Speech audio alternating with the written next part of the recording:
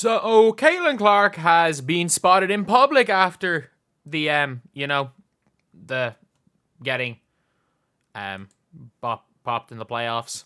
Fair play to Connecticut Sun. And yeah, a bit of an anticlimax. There were no game threes in the playoffs. But still, one thing I will have to say is that a lot of people are out here talking about how, all these other players, it's such a bad thing for them. Caitlin Clark has now gone from personal security, which obviously she still has to have 24 hours. She can't leave the house without security. Caitlin Clark is now at Butler practice with damn police security. There is literally law enforcement there at a Butler practice because Caitlin Clark is there. Like, she's leaving the house with freaking police security. And fair play, also, by the way, fair play to her. A security guard sitting courtside for an open practice wearing a hat that's half hiding her face seems normal, but yeah, she doesn't get any hate. And that's the thing where it's like, there is absolutely no way that people in their right mind think that Caitlin Clark's having this unbelievable, like, no hate time and everything's all good. Like, she had genuinely has had some of the worst abuse anybody's had. Everything that people have said has happened to other players, like being followed home. It's absolutely unacceptable, by the way. And obviously, obviously, all that crap is unacceptable. Obviously, all the stuff is completely unacceptable that's happened to all these players, whether it be Caitlin Clark, whether it be Angel Reese, whether it be Carrington, whether it be, I don't know, Aaliyah Boston, that's happening. But, like, it's also not acceptable what's happening to Caitlin Clark. But the reality of it is that is the unfortunate truth of it all. Is that Caitlin Clark is now Caitlin Clark. I don't think anyone will question that. Like, Caitlin Clark is Caitlin Clark. She is, as far as athletes go, up there with the most famous athletes currently in the world. And people saying, oh, that's not true. How many athletes are there that millions of people will watch to see in a team sport? Very few. There are very, very few. Like, I'm trying to think off the top of my head. Like, Stephen Curry, and that millions of people would.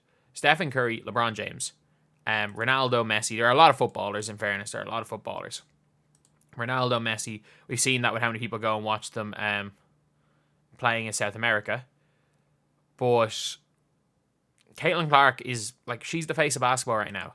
And I don't say that as in, like, there's just nobody in the NBA that I think is worth it being the new face of basketball, unless, of course, you can still consider LeBron James, Steph Curry, which is cool. They're both pushing 40. LeBron's about to turn 40. Steph's pushing 40. Like, who's a bigger draw, Caitlin Clark or Anthony Edwards? Caitlin Clark. Who's a bigger draw, Caitlin Clark or Wemby? Caitlin Clark. Who's a bigger draw, Caitlin Clark or Tatum? Sorry. I'm trying not to joke. Tatum could win 6 rings in a row and he still wouldn't beat a draw. And by the way, I really rate Tatum highly as a player. He's just not interesting to watch. No offense to him. He's great, just like Nikola Jokic.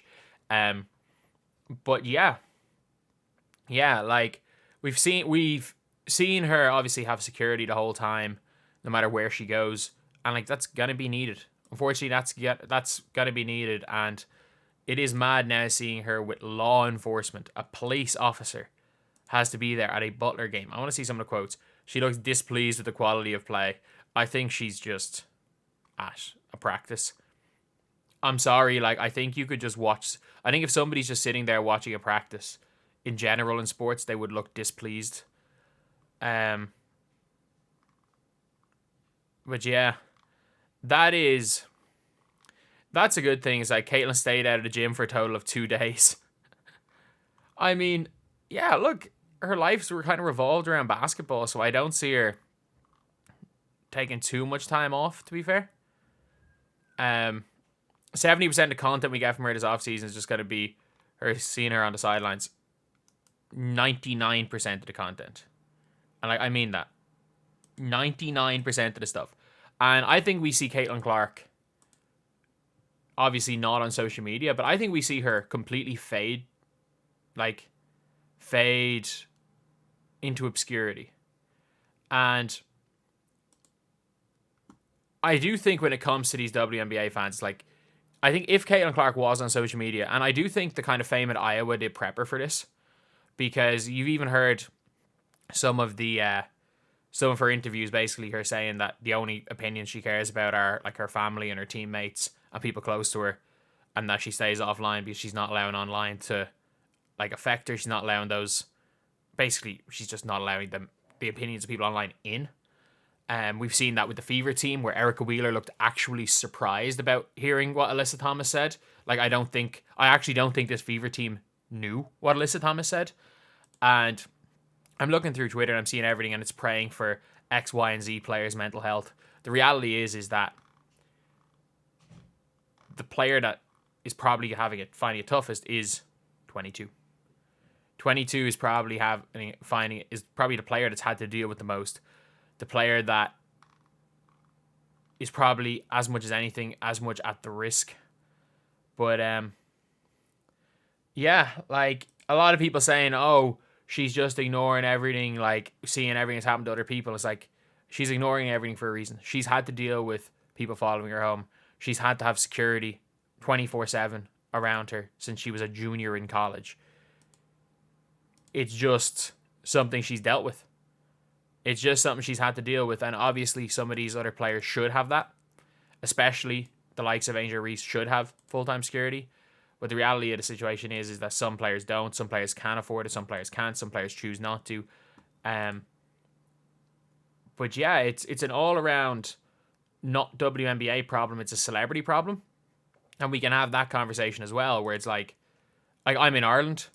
And if you want to know anything about the way celebrities are treated in Ireland, you can just watch the infamous the Jay-Z TMZ video, where the infamous one where Jay-Z and Beyonce called Jay-Z and Beyonce Unknown in Ireland, where it's about a decade ago, but they were walking around in Ireland and they were just walking around the park and nobody bothered them. It would be a little different now, by the way.